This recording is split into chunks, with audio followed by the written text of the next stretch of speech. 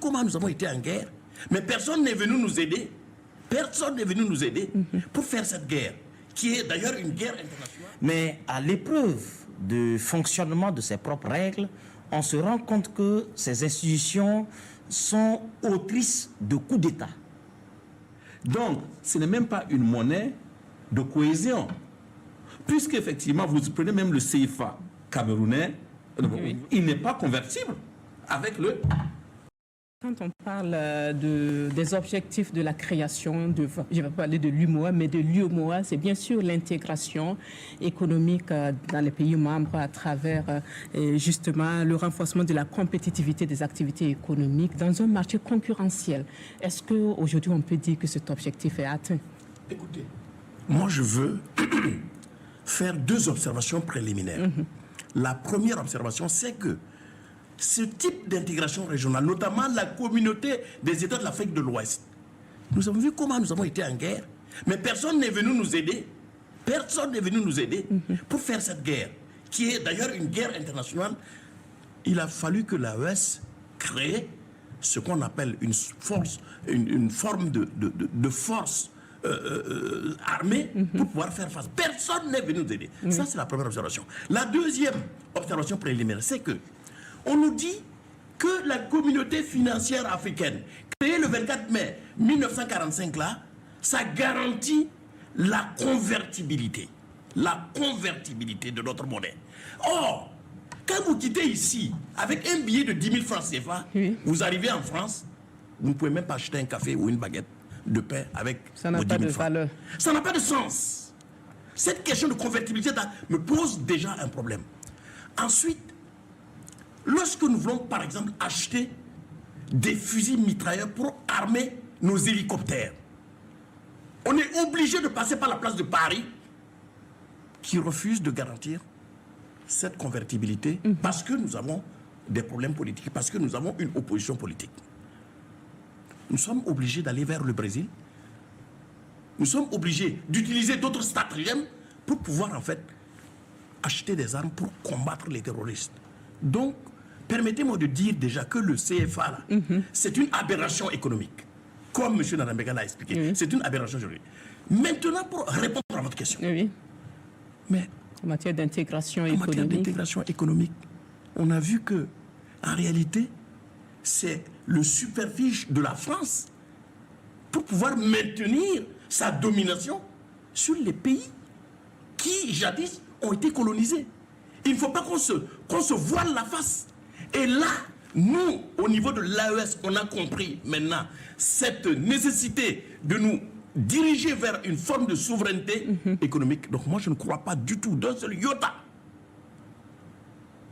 au système d'intégration régionale parce que ça n'a jamais produit d'effet. D'accord. Imhotep, quel est votre avis sur le sujet quand on parle des objectifs de l'UMOA, surtout en termes d'intégration économique? Oui, en termes d'intégration économique, il faut dire que l'UMOA visait de créer les conditions pour une libre circulation des personnes, des capitaux, mais aussi de leurs biens, et de faire en sorte que nous ayons un espace économique commun. Et bien évidemment, quand on regarde ces éléments tels qu'ils sont fixés, on dira que c'est quelque chose de tout magnifique. Il n'y a aucun reproche. C'est bien que les gens circulent, c'est bien que les capitaux circulent, c'est bien que les propriétaires des capitaux également puissent suivre ces capitaux et tout ce qui va avec. Mais à l'épreuve du fonctionnement de ses propres règles, on se rend compte que ces institutions sont autrices de coups d'État, autrices d'attentats à leurs propres règles. Je pense que ce n'est pas des faits qui apparaissent aujourd'hui. Ça fait partie, ce sont des faits coutumiers, des faits historiquement documentés qui montrent que ce n'est pas la première fois qu'on peut retrouver une situation similaire à celle que nous avons vécue le 11 juillet dernier à Lomé. Si ma mémoire est bonne, je pense que lorsque le pouvoir révolutionnaire de Thomas Sankara avait les rênes du pouvoir 2 ans après la révolution en 1985, et il y avait une convocation d'un sommet des chefs d'État de la CEDEAO, la communauté des États de l'Afrique de l'Ouest. et on devait donner la tête conformément aux règles édictées de son fonctionnement. C'est à tour de rôle que chaque chef d'État ou les pays auteurs de cet ensemble sous-régional se succèdent. Sauf que la nature de la personne qui devait succéder pose un problème et on décide de produire le premier coup d'État constitutionnel ou le premier coup d'État en la matière. Et quand on interroge qui étaient les auteurs qui avaient intérêt à ce qu'il y ait un refus de Ouagadougou de présider cette CEDEAO, c'est notamment Paris, pas pour non d'alignement sur les positions politiques de Ouagadougou. Et le coursier à son service, le coursier au service de Paris à l'époque, c'était M. Houphouët, qui a garanti à Paris que le passage réglementaire, tel que précisé par les textes, n'allait pas échoir à Thomas Sankara, qui avait, à l'instant même que se tenaient les échanges de la CEDEAO, décidé de fermer, de claquer les portes et de partir. Donc, vous voulez dire que l'histoire se répète? L'histoire se répète, avec les mêmes auteurs bizarrement.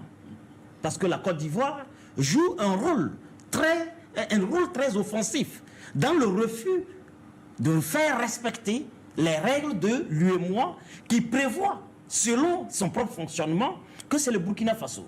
Mais ce rappel est important pour nous dire que cette crise, elle n'est pas une crise d'aujourd'hui. C'est presque comme une répétition. Mais on prend, à côté de la CEDEAO, qui est devenue la BCEAO et qui est très connue, on peut prendre la question de l'ASECNA, l'aviation civile en Afrique. On se rend compte que ce qui est un délit, est un crime, c'est la nature des personnes qui peuvent se retrouver garantes de ces institutions et la menace de réforme qui peuvent porter intérêt aux intérêts stratégiques de ceux qui l'ont moulé ainsi. Donc, lorsqu'on n'est pas sûr de l'engagement, par exemple, d'un monsieur comme Thomas Sankara qui est hostile aux intérêts français, alors il ne faut pas que la CEDEAO passe sous sa direction. On n'est pas rassuré que l'aviation civile africaine peut passer entre les mains du Burkina Faso, qui avait un candidat très crédible en janvier pour présider cette instance. Qu'est-ce qu'on a fait? On a mis en avance des arguments comme tels. Le Burkina Faso est un État putschiste. C'est un État qui ne respecte pas un certain nombre. On a évoqué la démocratie et tout ce que vous savez. Mais ça n'a pas gêné que ce soit un autre État putschiste qui soit bénéficiaire de ce poste, en l'occurrence le Gabon. C'est-à-dire qu'on se rend compte qu'il y a deux standards en matière de putschisme international. Les standards de putschisme halal seront Paris et les standards de putschisme inacceptables. Et si on revenait, à la question qui vous a été adressée, est-ce qu'on peut dire que l'UEMOA, au jour d'aujourd'hui, a atteint ses objectifs? Non, on peut dire que si l'UEMOA avait atteint ses objectifs, la libre circulation des personnes, des biens aurait été une réalité. Des capitaux aurait été une réalité. Mais également la production de richesses aurait été une réalité. On peut quitter les questions en matière d'intégration et également questionner les questions, par exemple, en lien avec les principes macroéconomiques qu'il a évoqués tout à l'heure. On se rend compte qu'ils ne sont pas au rendez-vous.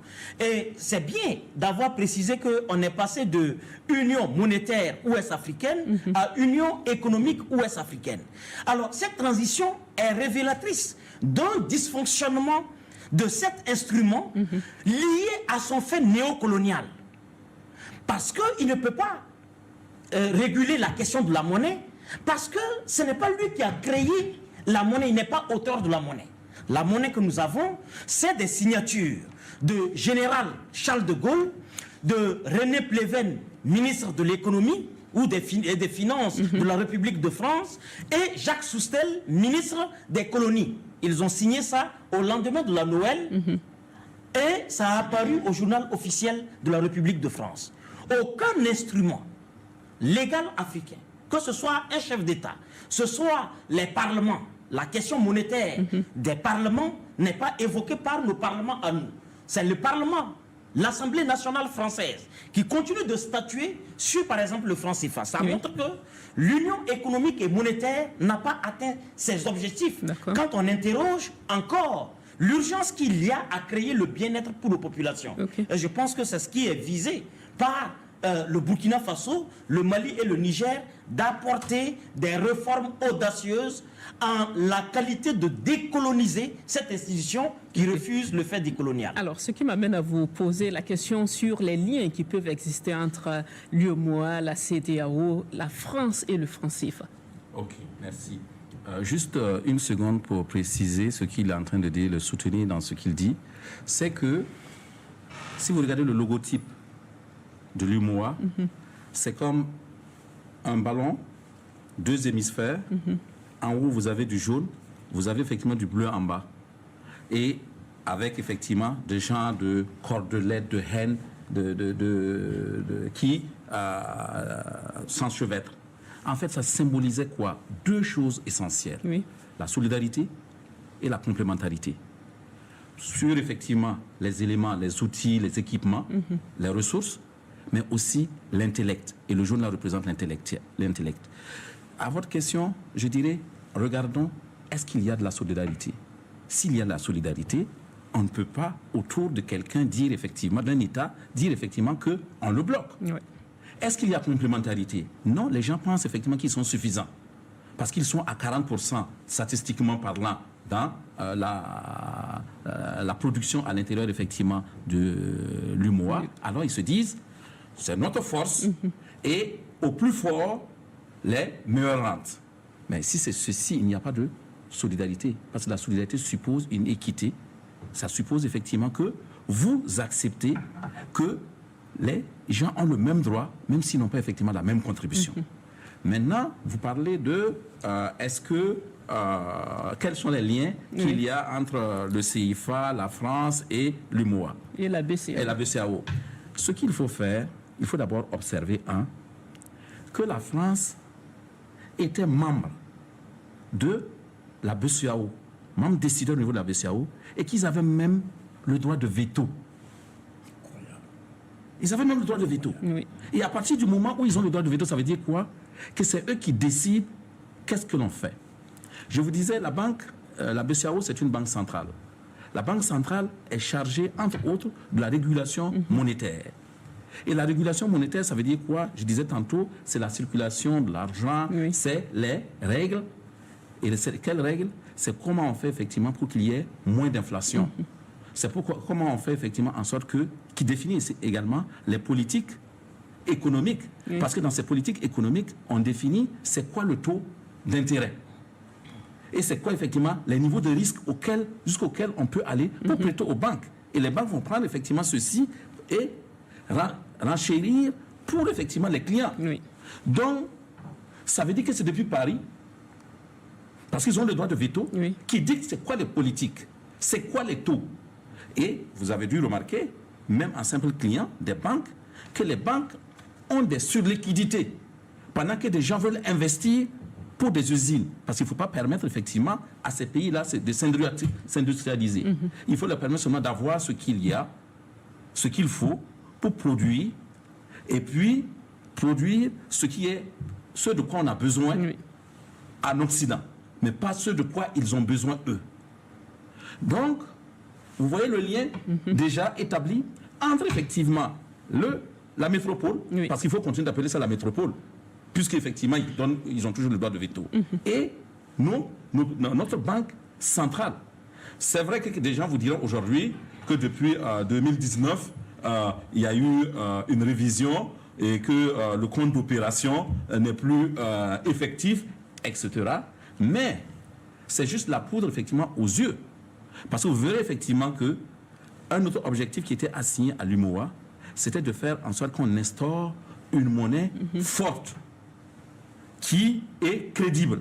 C'est bien d'insister effectivement sur la force et la crédibilité.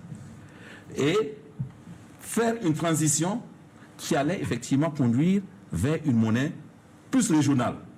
Mais quand il s'est agi, qu'il y avait un progrès vers cela, qu'est-ce qui est intervenu? La Côte d'Ivoire, et il l'a dit tantôt, c'est comme si c'est les mêmes qui faisaient effectivement la même chose. la Côte d'Ivoire est intervenue en complicité avec le président français pour venir rapidement. Vous savez qu'il est venu spécialement en Côte d'Ivoire et on a court-circuité effectivement l'ECO. On a pris le même nom que l'ensemble des pays de la CEDEAO, incluant effectivement les gens qui ne sont pas dans la zone franc, les pays qui ne sont pas dans la zone franc, voulaient créer. Donc, ce n'est même pas une monnaie de cohésion.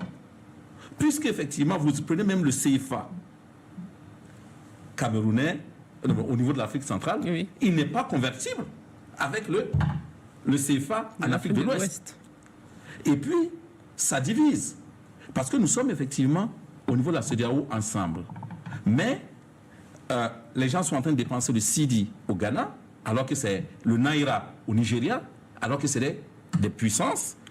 Et nous ne pouvons pas, ce n'est pas convertible. Il faut aller effectivement en France pour pouvoir effectivement le convertir.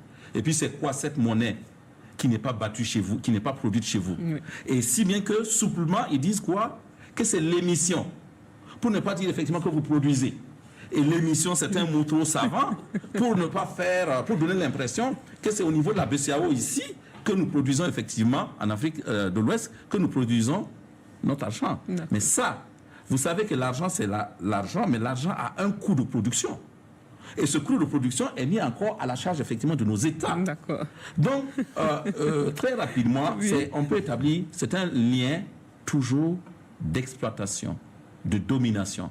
Tout comme le dollar est une devise d'un gendarme international du monde et les gens se battent effectivement pour quitter, le CFA, c'est la monnaie de... Et vous savez, ça n'a même pas changé beaucoup de noms. C'était le CFA, c'était le franc de la colonie de la France d'Afrique, française d'Afrique. Et on a juste changé les mots, comme les avocats savent effectivement tourner les choses pour dire maintenant que c'est une communauté financière d'Afrique. Ok, merci beaucoup.